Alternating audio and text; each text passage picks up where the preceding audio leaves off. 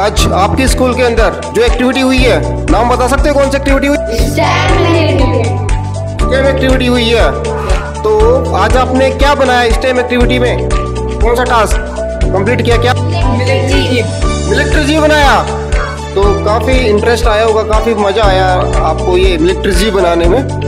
Okay, thank you.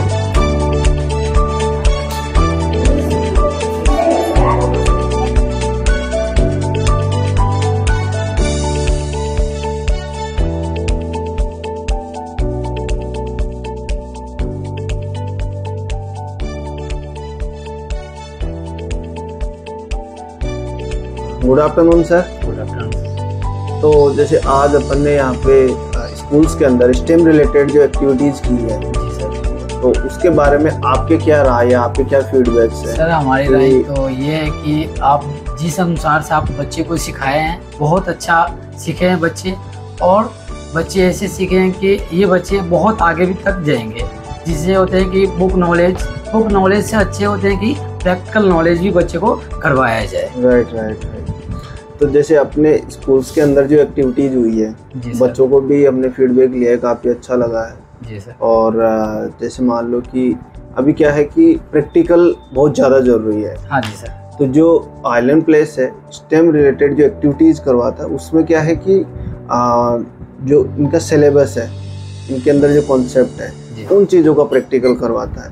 तो उनके बारे में आप कितना देखते हो? और अपने जैसे मान लो स्कूल्स हैं, तो ये चीज़ें लागू होनी चाहिए या नहीं होनी चाहिए? ये चीज़ तो सर लागू होनी ही चाहिए, क्योंकि हमारे बच्चे, मैं चाहता हूँ कि सर अपने बच्चे जो कदम दूसरे देश से पीछे हैं, उस देश से अपने बच्चे 4 कदम आगे बच्चे बढ़े, हर एक चीज़ में बच्चे बढ़े। इससे क्या होता है कि सर हमारे बच्चे भी अच्छे डेवलपमेंट करते हैं। और इससे अच्छा क्या होता है कि सर कहते हैं ना कि बुक नॉलेज ये नहीं है, हमें बुक नॉलेज करो, उससे भी अच्छा है कि आप प्रैक्टिकल करो बच्चे को। हाँ बिल्कुल सर, बिल्कुल। एक जैसे अपने स्कूल्स हैं, जी सर, तो अपना जो एजुकेशन सिस्टम है, जब तक हमने भी किया है स्कूल्स वगैरह, तो उनमें भी क्या है कि सिर्फ थ्योरेटिकल चीज़ें पढ़ाते हैं। तो उसका अगर प्रैक्टिकल नहीं करेंगे तो बच्चों को समझ में नहीं आएगा। जी बिल्कुल ही नहीं समझ में आएगा सर, क्योंकि प्रैक्टिकल हमेशा बच्चों के लिए ज़रूरी ही रहता है सर। बिल्कुल। तो अभी कई सारी टेक्नोलॉजी भी आगे चल रही है, जैसे कि टेस्ला की कार्स वगैरह हो गई, ऑटोमेटिक चलती है। जी सर। तो हमारा जो मिशन है, वो हमारा मिशन ये है कि बच्चे अपने सिलेबस को विद प्रैक्टिकली करके चलते रहें।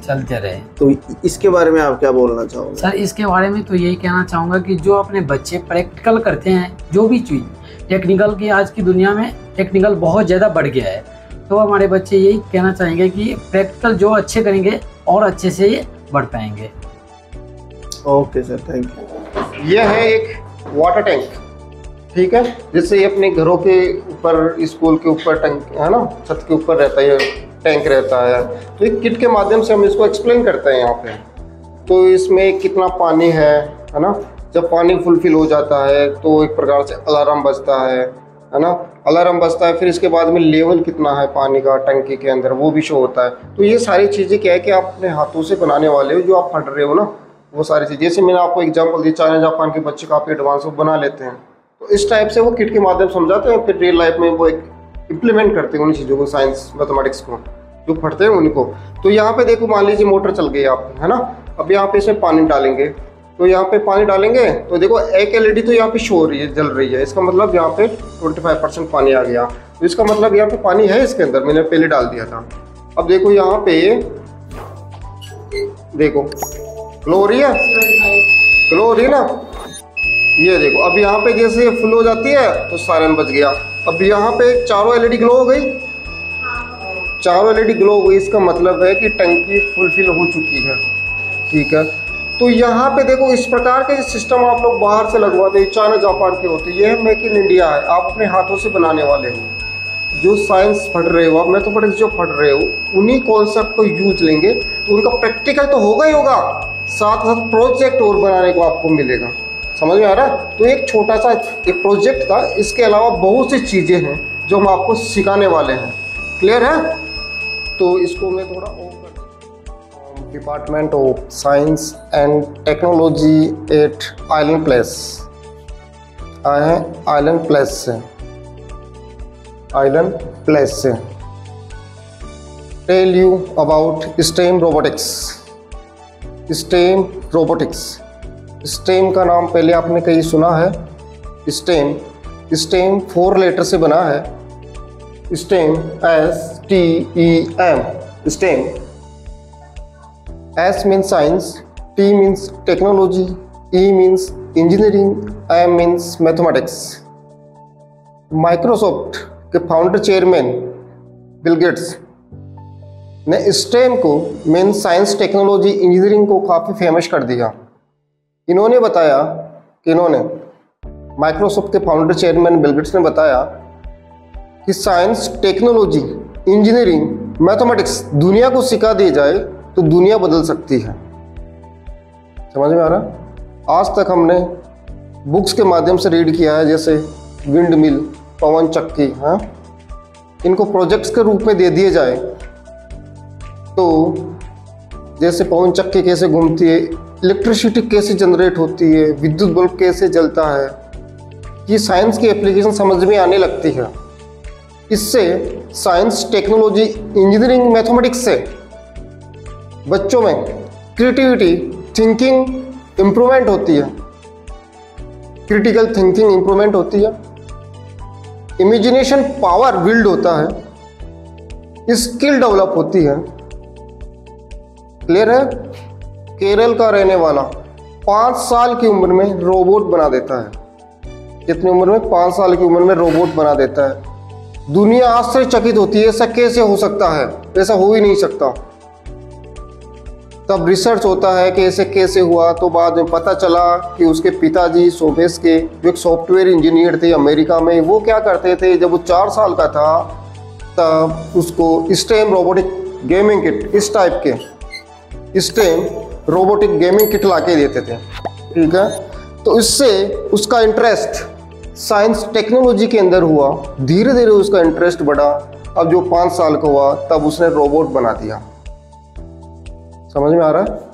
अगर अब अपन कोई भी चीज प्रैक्टिकल लर्निंग के माध्यम से सीखते हैं तो वो चीज अपने माइंड में फिट हो जाती है, प्रिंट हो जाती है, लंबे समय तक याद रह सकती है। जैसे क्लास 6 के बच्चे बैठे हैं यहाँ पे, कौन कौन है क्लास 6 में? 7th के भी होंगे, 8th के भी होंगे, तो 7th 8th क्लास 6 क्रॉस करके ही गए वो, है ना?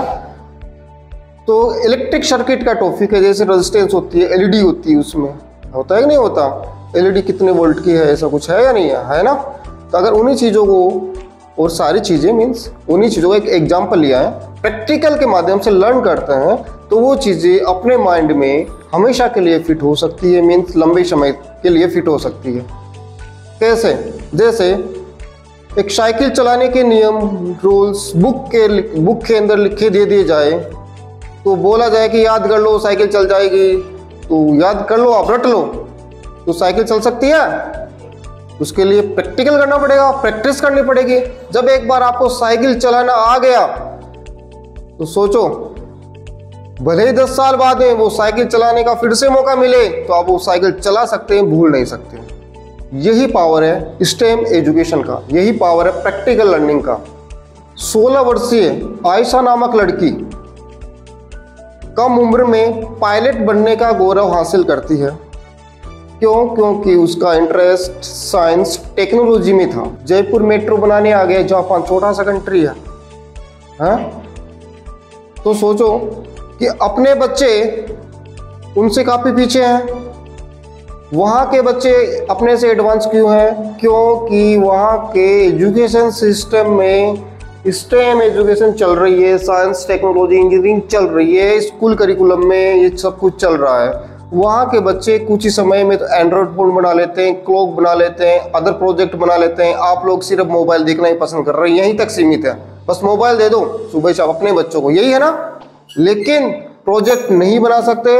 वहाँ पे फायदा ये होता है कि साइंस और मैथमेटिक्स जो अपन सीख रहे हैं, पढ़ रहे हैं क्लास 6 से 5th से 12th तक या फिर आगे तक, तो वो क्या करते हैं, उनको इम्प्लीमेंट करते हैं प्रोजेक्ट के रूप में, तो फिर प्रोजेक्ट भी बन जाता है और साइंस मैथमेटिक्स भी सीख ली जाती है।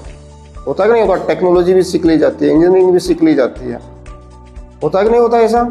तो आप भी उन बच्चों को बीट कर सकते हैं स्टेम एजुकेशन से, साइंस, टेक्नोलॉजी, इंजीनियरिंग, मैथमेटिक्स से। गवर्नमेंट ने इसको new education policy means NEP के अंदर भी ऐड कर रखा है। मीन्स वर्चुअल लैब्स के माध्यम से बच्चे स्टडी करेंगे। वर्चुअल लैब्स का मतलब हो गया प्रैक्टिकल लर्निंग होगी एक प्रकार से। क्लियर है? तो प्रैक्टिकल लर्निंग का मतलब हो गया कि प्रैक्टिकल एक प्रकार से, प्रैक्टिकल का मतलब समझ रहे हो ना, अपने हैंड से कुछ बनाओगे, कुछ सीखोगे, इस प्रकार से लर्निंग होगी आपकी। फिर अपने हैंड से लर्निंग होगी तो वो लंबे समय तक आपके माइंड में रहेगी। समझ में आ रहा है? तो ये सब कुछ चीज़ें थी। तो अब क्या करना है अपने को, हम आपको एक किट देंगे, ठीक है? तो आज का जो टास्क रहेगा वो स्किल बेस्ड टास्क रहेगा। क्या रहेगा? स्किल बेस्ड टास्क रहेगा। आपका माइंड कितना क्या चलता है उसका परिचय आपको देना है, ठीक है? तो मैं आपको